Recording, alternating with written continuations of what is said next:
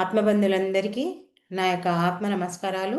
ఇంత గొప్ప జ్ఞాన మార్గాన్ని మనకు అందించిన మహాత్ములైన బ్రహ్మర్షి పితామహ పత్రిజీ దంపతులకు, నాకు జ్ఞానాన్ని అందించిన బ్రహ్మర్షి తటవర్తి వీర రాఘవ గారి దంపతులకు ఆత్మ ప్రణామాలు తెలుపుకుంటూ ఈరోజు కార్యక్రమాన్ని మనం మొదలు పెట్టుకుందాం మాస్టర్స్. ఈరోజు మనం తెలుసుకునే విషయం ఏంటంటే గృహత్యాగి అనే విషయం గురించి తెలుసుకుందాం. ఏంటి గృహత్యాగి అంటే, చూడండి, మనం చేసే సాధనకు గృహం కంటే గురుకులం ఉత్తమం అని అనుకుంటాం. కానీ ఇంట్లోనే సాధన చేస్తూ ఇంటిని స్వర్గంలా చేసుకోవాలి. అందుకే మనకు పత్రి గారు ఈ గృహం సంసార మార్గంలోనే ఉంటూ మనల్ని ఈ విధంగా ఈ సాధనా మార్గంలో అత్యున్నత స్థితికి ఎదిగింప చేయడానికి మనకి ఈ మార్గాన్ని అందించారు. చూడండి, ప్రతి ఒక్కరూ తపనను తపస్సుగా మార్చుకోవాలి.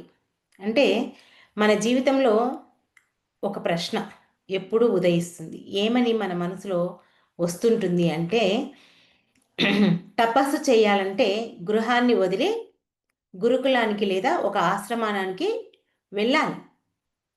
మరి ఎంతోమంది మహానుభావులు చెప్పింది ఏమిటంటే, గృహత్యాగి సాధనకు గృహం కంటే గురుకులమే ఉత్తమం అని ఎంతోమంది చెప్పేవారు. కానీ ఇంట్లోనే సాధన చేస్తూ వాళ్ళ యొక్క గృహాన్ని స్వర్గంలా చేసుకోవాలనేది మనకు మన గురువు చెప్పినటువంటి విషయం. అది కూడా మన ఆధ్యాత్మిక ఎదుగుదల కోసమే. ఆ గృహత్యాగం కూడా, ఆ ఇంట్లో ఉండి సాధన చేసేది కూడా మన ఆధ్యాత్మిక ఎదుగుదలకి అని ఇక్కడ మన గురువు. ఇలా ఇల్లు అనే చిన్న ప్రపంచాన్ని కూడా మనం గురుకులంగా మార్చుకోవాలి. మరి ఎలా అనేది మనం ఇప్పుడు తెలుసుకుందాం. ఒకప్పుడు సన్యాసులు, మహర్షులు, యోగులు వీళ్ళంతా తమ యొక్క జీవితాన్ని పూర్తిగా ఆ భగవంతుని యొక్క సాధన కోసమే వాళ్ళు కృషించేవారు. దానికోసమే వాళ్ళ యొక్క జీవితాన్ని వెచ్చించేవారు. ఎందుకంటే ఈ గృహంలో ఇష్టాలు, మన యొక్క బంధనాలు, ఈ సంపాదన, భౌతిక అవసరాలు, ఇంకా మళ్ళీ మనలో ఉన్నటువంటి గర్వము, ఈర్ష, ఇవన్నీ మన మనసును బయటకు లాగుతాయి కదా, అంతరంలోకి వెళ్ళనీయకుండా లోపలికి లాగుతాయి. మరి ఈ గురుకులం అనే స్థలంలో మాత్రం మన మనసంతా ఒకే దిశలో నడుస్తుంది. అంతే కదా. గురుకులంలో ఏముంటుంది? ఏ సంసార బంధనాలు ఉండవు. ఈర్ష, పగ, ద్వేష, అసూయాలు ఏమీ ఉండవు. అక్కడ ఒక గురువు ఉంటాడు. ఆ గురువు అందించే జ్ఞానాన్ని అందుకుంటుంటాము. అంతేకాకుండా గురువు సాన్నిధ్యంలో మనం సాధనా మార్గంలో సాధన చేస్తుంటాం. మళ్ళీ మనలో ఉన్నటువంటి ఆ భగవంతుని పైన భగవద్భక్తితో మనం ఉంటాం. అందుకే ప్రాచీన కాలంలో శిష్యులు తమ యొక్క గృహాలను విడిచి గురుకులానికి వెళ్ళేవారు. ఎందుకంటే ఆ గురుకులాలలో శ్రద్ధ, వినయము, సేవ, నిక్షలత, ఈ నాలుగు స్తంభాలపై వాళ్ళ యొక్క జీవితాన్ని నిలబడేది. మరి అంతే కదా. అక్కడ గురువు ఉన్నాడనుకోండి, ఎప్పుడు మనం శ్రద్ధతో సాధన చేస్తాం, స్వాధ్యాయం చేస్తాం, సజ్జన సాంగత్యంలో పాల్గొంటాం, మరి గురువు సాన్నిధ్యంలో సేవ చేస్తాం. మన మనసులో ఏదైతే ఉందో దాని పట్ల నిక్షలత కలిగి ఉంటుంది. గురువు పట్ల మనం వినయం కలిగి ఉంటాం. అన్నీ సరి అయిన సమపాలలో, సమస్థితిలో ఉండడానికి మనకు అక్కడ అవకాశం ఉంటుంది. అందుకే ప్రతి ఒక్కరూ ఈ సత్యాన్ని అనుభవించేవారు పూర్వపు రోజులు. మరి ప్రతి ఒక్కరూ గృహత్యాగం చెయ్యాలా అనే ఒక ప్రశ్న మనకు ఉదయిస్తుంది. అంటే గృహత్యాగం చేయాల్సిన అవసరం లేదు అని చెప్పేసి శాస్త్రాలు చెప్తుంది. మరి ఈ గృహస్థాశ్రమము కూడా ఒక యోగ మార్గమే. అంటే ఎందుకంటే ఇక్కడ గృహం కూడా ఒక శిక్షణా కేంద్రం అంట. ఎలా అంటే భార్య భర్తకు గురువు అవుతుంది, భర్త భార్యకు గురువు అవుతాడు. అంటే ఒకరి దగ్గర నుంచి ఒకరము నేర్చుకునేది ఎంతో ఉంటుంది. అది మనం రోజువారీ జీవితంలో మనం గమనిస్తే, అవగాహనకు తెచ్చుకుంటే మనకు బాగా అర్థమవుతుంది కదా. ఒక్కొక్కరి ద్వారా మనం ఒక్కొక్క విషయాన్ని నేర్చుకుంటుంటాం. వాళ్ళు ఉన్నటువంటి ఓర్పు అనుకోండి, భక్తి అనుకోండి, వినయం అనుకోండి, మంచితనం అనుకోండి, సహనం అనుకోండి, ఇంకేదైనా అనుకోండి, ఒకరికి ఒకరికి కదా. అందుకే ఒకరి దగ్గర నుంచి ఒకరం నేర్చుకోవచ్చు. అందుకే భార్య భర్తకు గురువు అవుతుంది, భర్త భార్యకు గురువు అవుతుంది. మరి పెద్దల ద్వారా మనం వినయం నేర్చుకుంటాం, అంతే కదా. మన పెద్దలు ఎలా ఉండేవాళ్ళు? మన పెద్దల్ని చూస్తే మనలో ఎంత మార్పు ఉందనేది మనకి ఇక్కడ తెలుస్తుంది. అందుకే పెద్దల ద్వారా వినయాన్ని నేర్చుకోవచ్చు. మరి పిల్లల ద్వారా మనం సహనాన్ని నేర్చుకుంటాం. ఎందుకంటే పిల్లలు చీటికి మాటుకి ఎన్నో రకాలుగా మనల్ని సతాయిస్తుంటారు కదా. ఆ సతాయించడంలో చిన్నప్పుడు చూస్తాం కదా, పిల్లలు ఎంత సతాయించినా మనం ఎంతో సహనంతో వాళ్ళను పెంచి పెద్ద చేస్తాం, అవునా కదా. అంటారు, అబ్బా ఎంత ఓపిక ఉంది చూడు, ఆ పిల్లగాడు అంత సతాయిస్తుంటే కూడా ఓపికతో పిల్లల్ని పెంచుతుంది అని అంటాం కదా. ఇంకా ఇప్పటి కాలంలో చూస్తే, ఇప్పటి పిల్లల్ని చూస్తే అసలు ఒక్క దెబ్బ కూడా వేయరు. మనమన్నా ఆ రోజుల్లో కొట్టిన రోజులు ఉన్నాయి, కానీ ఇప్పుడు కొట్టరు. ఎందుకంటే వాళ్ళలో సహనం ఎక్కువ. అట్లా మనం ఈ గృహ మార్గంలో కూడా వీటిని నేర్చుకోవచ్చు. అంటే మన ఇంటిని గురుకులంగా మార్చుకోవడం అంటే ఎలా? మన యొక్క ఇంటి గోడలు మార్చాలని కాదు, మనం చూసే దృష్టిని మనం మార్చుకుంటే చాలు. ఇప్పుడు ప్రతిరోజు ఉదయం లేస్తాం, మనం లేచిన తర్వాత మామూలుగా ఏం చేస్తాం? మన పనులు మనం చేసుకుంటూ పోతాం కదా. ఎప్పుడు? ప్రాపంచిక జీవితంలో ఉన్నప్పుడు.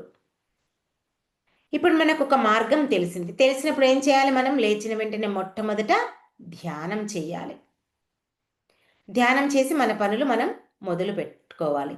తర్వాత మన శరీరానికి ఆహారాన్ని అందిస్తుంటాం కదా. ఆ ఆహారాన్ని అందించినప్పుడు మన శరీరానికి దేవుడి ప్రసాదంగా మనం ఆ ఆహారాన్ని తీసుకోవాలి. మళ్ళీ అంతేకాకుండా ఆ తీసుకున్న ఆహారానికి మనం కృతజ్ఞత చెప్పాలి కదా. మనం మామూలుగా మొక్కి తింటాంలే, కాకపోతే ఇక్కడ మనం తెలుసుకోవడానికి చెయ్యని వాళ్ళకు, తెలియని వాళ్ళకు మనం ఇక్కడ చెప్తున్నాం. మరి ఇంట్లో పని చేసేటప్పుడు ఒక తల్లి కానీ ఒక తండ్రి కానీ అది సేవగా భావించి చెయ్యాలి. అంటే చూడండి, మనలో ఎంత మార్పు రావాలి. ఆ పిల్లల్ని చూసుకోవడం కానీ, లేదా వాళ్ళకి ఏదైనా పని చేయడంలే కానీ, లేదా వంట చేయడంలో కానీ, ఇవన్నీ ఒక సేవలా భావించి మనం కనుక ఆ పనిని చేస్తే, ఇది నా కుటుంబానికి నేను సేవ చేస్తున్నాను అని ఎప్పుడైతే మనం చేసే ప్రతి పనిని సేవలా భావిస్తే మన హృదయం ఎంతో పవిత్రమవుతుంది. మామూలుగా మనం ఏమనుకుంటాం? నేను ఇంటికి చాకిరీ చేయడానికి వచ్చాను, నేను కాబట్టి చేస్తున్నాను. ఎంతో విసుక్కుంటాం, మనల్ని మనం హీనపరుచుకుంటాం, మనల్ని మనం కించపరుచుకుంటాం. ఏ జన్మలో బాగున్నానో ఈ ఇంటికి చేయాల్సి వచ్చింది. ఎన్నో సరికాని మాటలు మనం మాట్లాడుతూనే ఉంటాం. అలా కాకుండా మనం చేసే ప్రతి పని సేవా దృక్పథంతో చెయ్యాలి. అప్పుడు మన మనసు ఎంతో ప్రశాంతంగా ఉంటుంది. మరి ఇంకా ఎవరైనా మనల్ని కోపగించుకుంటున్నప్పుడు మనం ఏం చేయాలి? నిశ్శబ్దంగా, శాంతియుతంగా ఉండాలి. ఆ శాంతియుతనే కనుక చూపించగలిగితే మనకు అది మన మనస్సుకు ఎంతో శాంతినిస్తుంది. ఆ క్షణంలో ఆ శాంతి ఉండే క్షణంలో మన మనసు యోగ స్థితిలో ఉంటుందంట. అంటే మనం అంత శాంతంగా ఉండాలి. ఇలా మనం మన రోజువారీ జీవితంలో చేసే పనుల్లో చిన్న చిన్నయే ఇవి, కానీ అవి పాటించడం, ఆచరించడం చాలా కష్టమైన పని.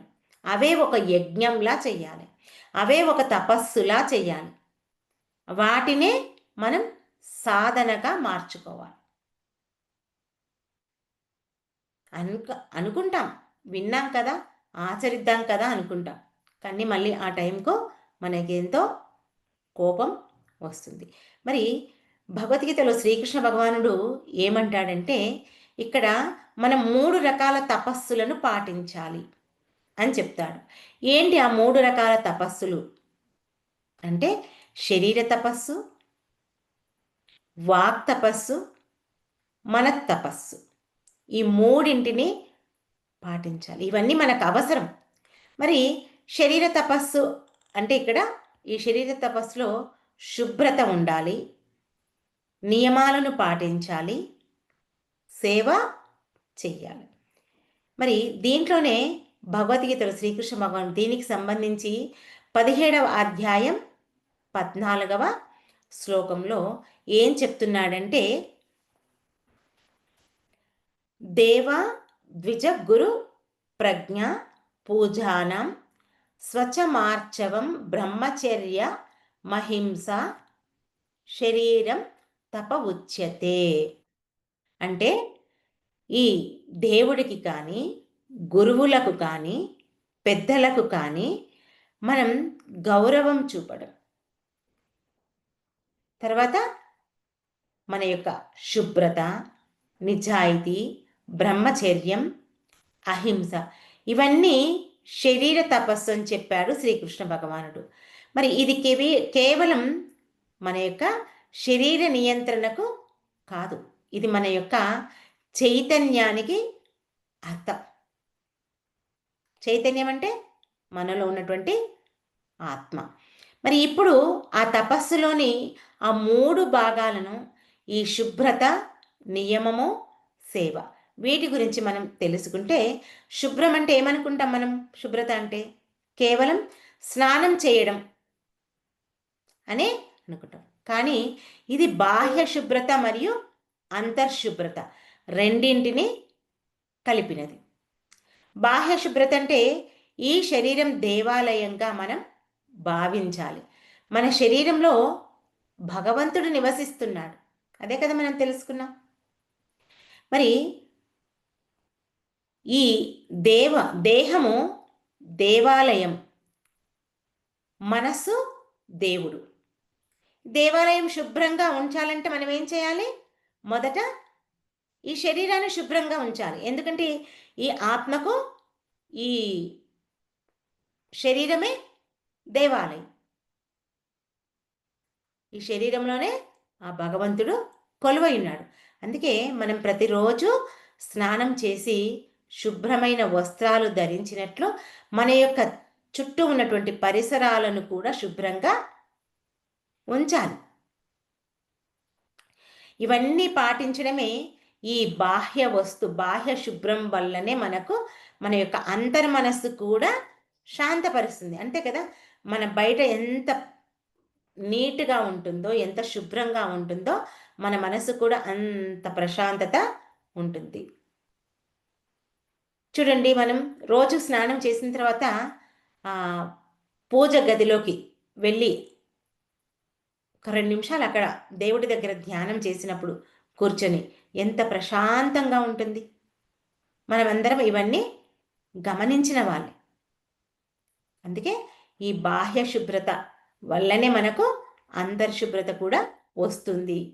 కాబట్టి బాహ్య శుభ్రత చాలా చాలా ముఖ్యము. అందుకే మనకి తటవర్తి సార్ ఆగరవ సార్ కూడా ఏం చెప్తారు, ఉదయం లేవగానే మీరు స్నానం చేయండి, చేసి ధ్యానం చేయండి అని చెప్తారు.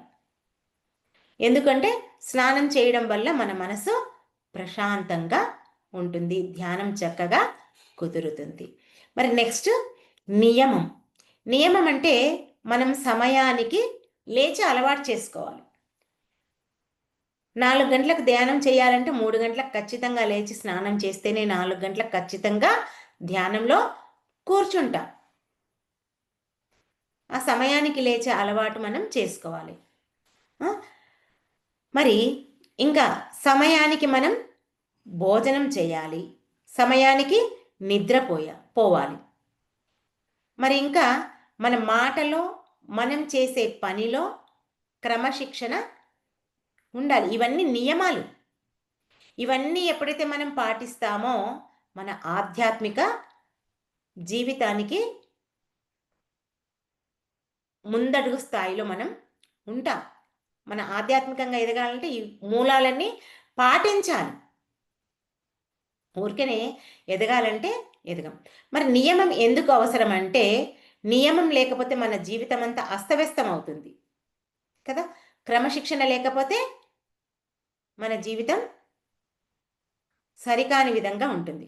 మన స్కూల్లో పిల్లలకు వాళ్ళకు ఒక టైం టేబుల్ నిర్ణయించింటారు, అవునా. పలాన్ పీరియడ్కు ఈ సబ్జెక్ట్ ఉంటుంది. మొట్టమొదట Telugu, English, Hindi, science, maths, social 6 సబ్జెక్టులు, 6 సమయాలు, 6 పీరియడ్లలో ఒక నియమం పెట్టింటారు పిల్లలకు నేర్చుకోవడానికి.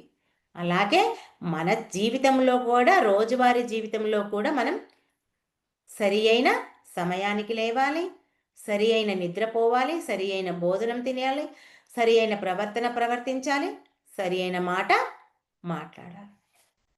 ఇవన్నీ పాటిస్తేనే మన జీవితం సవ్యంగా ఉంటుంది. అందుకే యోగ శాస్త్రంలో పతంజలి మహర్షి ఏం చెప్తున్నారంటే, తపస్వాధ్యాయేశ్వర ప్రణిధానేన నియమః అంటే తపస్సు, స్వాధ్యాయం భగవంతునికి అర్పణ, అవే నిజమైన నియమాలు అని చెప్తున్నాడు.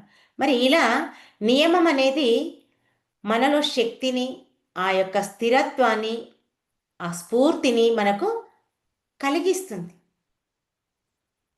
మనం ఒక నియమం పెట్టుకున్నామనుకోండి, దానికి ఆ స్ఫూర్తి కోసం మనం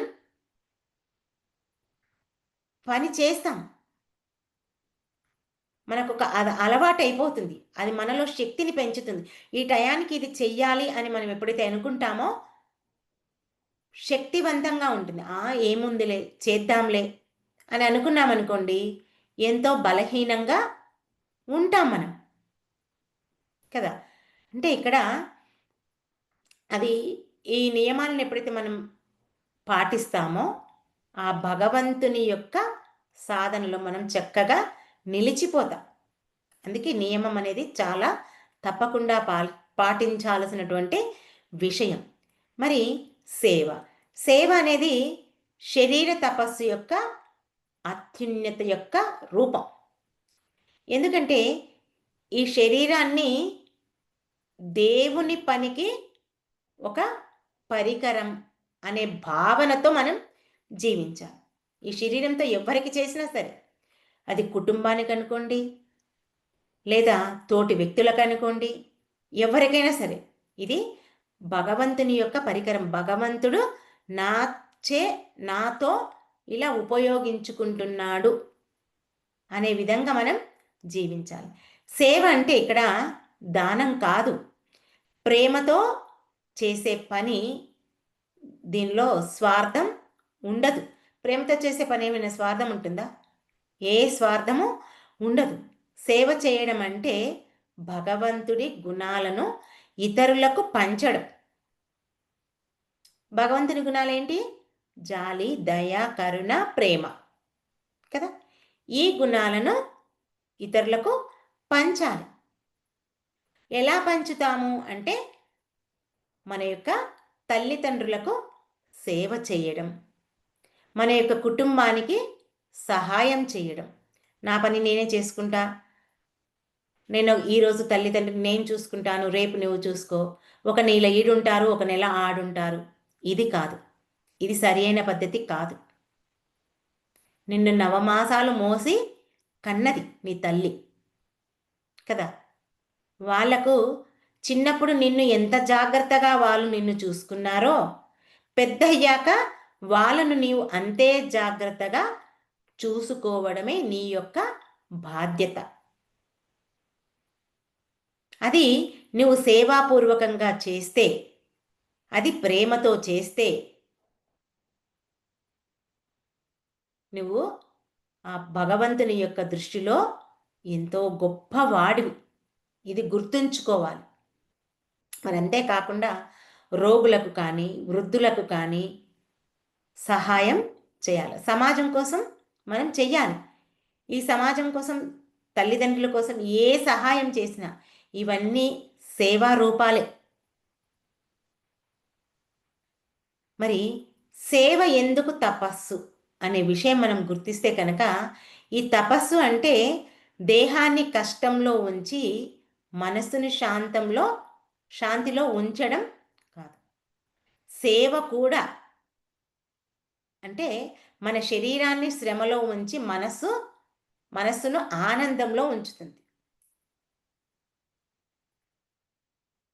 చూడండి, మనకి ఇష్టమైన పని చేశామనుకోండి, మనకేమి కష్టం అనిపించదు. అదే మనకు ఇష్టం లేకుండా మనం చేశామనుకోండి, ఆ పని ఎంతో కష్టంగా ఉంటుంది. అందుకే మనం ఏ పని చేసినా ఇష్టంతో చేయాలి. సేవ చేసే వ్యక్తి యొక్క మనసు ఎంతో ప్రశాంతంగా ఉంటుంది. ఎందుకంటే ఇష్టంతో చేస్తాడు కాబట్టి. చెప్పాను కదా, ఇష్టంతో చేసే ఏది కష్టం అనిపించదు. ఎందుకంటే అతను భగవంతుని కోసమే పని చేస్తున్నాడు అనే ఒక ఆలోచన ఉంటుంది. ఎందుకు?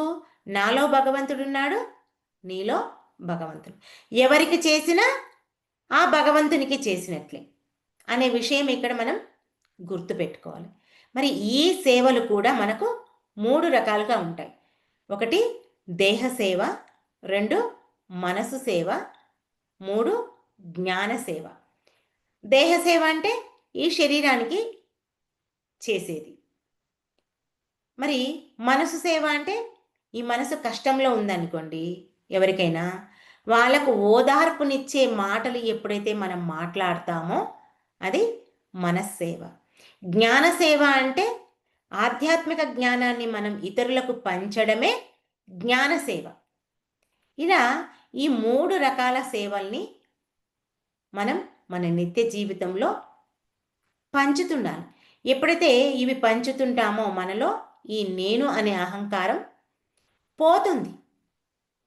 ఆ అహంకారం పోగొట్టుకోవడానికే ప్రతి పని చెయ్యాలి. మరి ఇక్కడ వాక్ తపస్సు ఎట్లా మనం పాటించాలి అంటే, ఇక్కడ మన మాటలు సత్యవంతమైనవి ఉండాలి, హితకరమైనవి అయి ఉండాలి, మృదుత్వం కలిగిన మాటలే మాట్లాడాలి. అంటే ఇతరులకు మనం మాట్లాడితే నొప్పి కలిగించకుండా ఉండేటటువంటి మాటలు మాట్లాడాలి. మాట ద్వారా వాళ్ళకు ప్రేమ, శాంతి, సత్యము ఇవన్నీ కనిపించాలి, అంటే ప్రసరింప చేయాలి. మరి ఈ మనస్తపస్సు అంటే మనస్సును ఎక్కువగా శాంతంగా, స్వచ్ఛంగా, దయతో, కృతజ్ఞతతో ఉంచాలి. అదే దైవభావంతో ఉన్నటువంటి మనస్సు అని అనిపిస్తుంది. మరి ఇంటి జీవితంలో మనం ఈ 3ంటిని మనం పాటించవచ్చు. పిల్లలతో మాట్లాడేటప్పుడు ఎట్లా మాట్లాడాలి అంటే మృదుత్వంగా, అంటే ప్రేమ, మధురంగా మన యొక్క మాటలు మాట్లాడాలి. తర్వాత తల్లిదండ్రులకు సేవ చేసేటప్పుడు ఆ శరీర తపస్సు. అంతే కదా, తల్లిదండ్రులకు సేవ చేయడం శరీర తపస్సే చెయ్యాలి సేవ. ఎందుకంటే చిన్నప్పుడు నిన్ను ఎంతో కష్టపడి పెంచారు. ఈ సమయంలో వాళ్ళకు చాతకాని సమయంలో నీవు చేయడమే శరీర తపస్సు. మరి దుఃఖం వచ్చినప్పుడు ఈ మనస్సును స్థిరంగా ఉంచడమే మనస్తపస్సు. అంటే మనం తపస్సు చేయాలంటే ఎడారులకు వెళ్ళాల్సిన అవసరం లేదు. మన హృదయం శాంతంగా ఉంటే అదే నిజమైన తపస్సు. మరి ఆ హృదయాన్ని శాంతంగా ఉంచుకోవాలంటే ఏం చేయాలి? మన దృష్టిని మరల్చుకోవాలి. మన దృష్టి ఎప్పుడైతే మరల్చుకుంటామో మన గృహమే ఒక స్వర్గంలా తయారవుతుంది. ఆ భగవంతుని ప్రేమతో మనం ఆరాధించగలుగుతాం. ప్రతి ఇల్లు ఒక దేవాలయం అవుతుంది. ప్రతి ఒక్క మానవుడు చక్కగా ఈ ఆధ్యాత్మిక మార్గంలో ప్రయాణిస్తాడు. ప్రతి ఒక్క భార్యను ఒక లక్ష్మీదేవిగా, ప్రతి ఒక్క భార్యను అనే కంటే ప్రతి ఒక్క స్త్రీని లక్ష్మీదేవిగా, ప్రతి ఒక్క పురుషుణ్ణి విష్ణువుగా, పిల్లలందరినీ గణపతులుగా మనం కనుక మన దృష్టితో చూస్తే మన ఇల్లే స్వర్గంలా మారిపోతుంది. ఇందాక చెప్పుకున్నాం, మనకి ఏదైనా కోపం వచ్చింది. కోపం వచ్చినప్పుడు మనం ఏం చేయాలి? క్షమించడం అలవాటు చేయాలి. మన మనసుకి ఇవన్నీ చేసుకోవాలి. మనకి ఏదైనా కోపం వస్తే మనం ఏం చేస్తాం? దుర్భాషతో మాట్లాడతాం. ఆ దుర్భాషతో మాట్లాడకుండా మన యొక్క మాటను మృదువుగా మాట్లాడాలి. ఎందుకంటే మనకు ఆవేశం ఎక్కువ. ఆ ఆవేశాన్ని మనం శాంతియుతంగా మార్చుకోవాలి. చూడండి, శ్రీరామచంద్రుడు తను అక్కడ వనవాసానికి వెళ్ళాడు. వెళ్ళినప్పుడు వనవాసంలో ఉన్నాడు, కరెక్టే ఆయన. కానీ ఆయన మనసులో ఉన్నటువంటి విలువలు మాత్రం ఎప్పుడు ఒక గృహస్థుడి విలువలే తను పాటించిండు. ఆయన ఎప్పుడూ వదిలిపెట్టలేదు. తన యొక్క భార్య పైన ప్రేమ, సోదరులపైన స్నేహము, మరి ప్రజలకు కరుణ, ఇవన్నీ గృహ లక్షణాలే కదా. ఆ గృహంలో ఉండే తను ఉండడం వల్ల వనవాసంలో ఉన్నాడు. ఆయన వనవాసంలో ఉన్నప్పటికీ ఆ గురుకులంనే, ఆ వనవాసాన్నే ఒక స్వర్గంలా భావించింది. అదేవిధంగా మనం కూడా మన ఇంట్లో ఉన్న ఆ రామతత్వాన్ని, ఆ రాముడు ఎలా తన భార్యను, సోదరులను, తన యొక్క ప్రజలను ఎలా భావించి తన యొక్క ధర్మాన్ని నిర్వర్తించిండో మనం కూడా మన యొక్క ధర్మాన్ని నిర్వర్తిస్తే కనుక మన ఇల్లు కూడా ఒక అయోధ్యనే అవుతుంది. అందుకే ఇక్కడ గుర్తుంచుకోవాల్సిన విషయం ఏంటంటే, ప్రతి ఒక్కరూ తమ యొక్క పరిస్థితులను తపస్సుగా మార్చుకోవాలి. ఏంటి ఆ తపస్సుగా మార్చుకునేదంటే, చూడండి, కొంతమందికి జీవితంలో ఎన్ని పనులు చేసినా దరిద్రంతో ఉంటారు, అనుభవిస్తుంటారు. మరి కొంతమందికి అనారోగ్యం ఉంటుంది, కొంతమందికి కుటుంబ సభ్యులు సమస్యలు ఉంటాయి, మరి కొంతమందికి ఈ మానసిక వేదన ఉంటుంది. మరి ఇవన్నీ కలిగినప్పుడు ఏం చేస్తారు? చాలా మటుకు అందరూ ఆ జీవితాన్ని తప్పించుకోవాలని పారిపోవడానికి ప్రయత్నం చేస్తుంటారు. కానీ నీకొచ్చిన కష్టాన్ని ఏం చేయాలి? ఒక తపస్సుగా మరల్చుకోవాలి. దాని మీద పట్టు పట్టాలి. దాని నుంచి బయటపడడానికి ప్రయత్నం చేయాలి. దానికి ఏ రకమైన సాధన నువ్వు చేయాలో దానికోసం నీవు కష్టపడాలి. మరి ఏదొచ్చినా సరే మన జీవితంలో మనం సహనంతో, విశ్వాసంతో, ప్రేమతో దాన్ని పట్టుబట్టి సాధించాలి. అప్పుడే ఈ గృహం అనేది మనకు కట్టడం కాదు, కట్టిడి కాదు, అది ఒక మన జీవితానికి ఒక పాఠశాల. ఆ యోగులకు ఆ గురుకులం ఎట్లాగో మానవులకు కూడా ఈ గృహం అనేది ఒక పాఠశాలలా ఉంటుంది. అందుకే ఈ గృహం లో ఉన్నప్పుడు మన మనసు దేనికైనా ఒకదానికి కలహం చెందుతుంది కదా. కలహం చెందినప్పుడు ఏమనిపిస్తుంది? ఆ గృహమే ఒక నరకంలాగా కనిపిస్తుంది. గృహంలో అంతా మంచిగా ఉన్నాం, మనసంతా బాగుంది, శాంతివంతంగా ఉంది. అప్పుడు ఏమనిపిస్తుంది? అబ్బా, నా ఇల్లే నాకు స్వర్గం అని చెప్తాం. అంటే ఇక్కడ దృష్టి ఎక్కడుంది? మన మన కళ్ళతోనే ఉంది కదా. అదే మన ఇంట్లో నలుగురున్నారు పెద్దవాళ్ళు, వాళ్ళతో ఎంతో జ్ఞానం పొందాం. అప్పుడు ఏమనిపిస్తుంది? మన ఇల్లు ఒక గురుకులంలా అనిపిస్తుంది. అవునా కాదా? ఇదంతా మన యొక్క దృష్టి అనుకోండి, లేదా మన ఇంటి వాతావరణం అనుకోండి, ఇవన్నిటిపైన ఆధారపడి ఉంటుంది. అందుకే భగవంతుడు ఎక్కడ ఉంటాడంటే మనం ప్రేమతో, కృతజ్ఞతతో, సేవాభావంతో మనం ఎక్కడుంటే ఆయన అక్కడే ఉంటాడు. ఈ ఉన్నతంలో ఖచ్చితంగా ఆ భగవంతుడు ఉంటాడు.